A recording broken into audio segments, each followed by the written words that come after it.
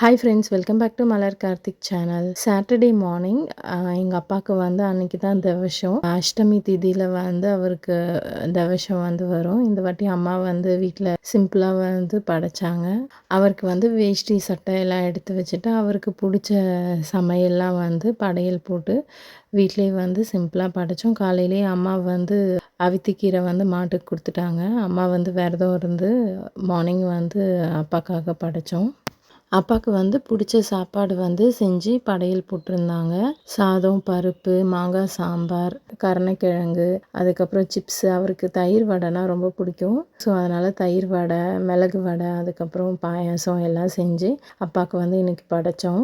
அப்பாவுக்கு வந்து படையல் போட்டு படைச்சி முடித்ததுக்கப்புறம் நம்ம வந்து சாமிக்கும் வந்து ஒரு இலை போட்டு அவருக்கு என்ன சமைச்சோமோ அதெல்லாம் வச்சு அதுக்கப்புறம் சாமிக்கும் வந்து படைத்தோம்.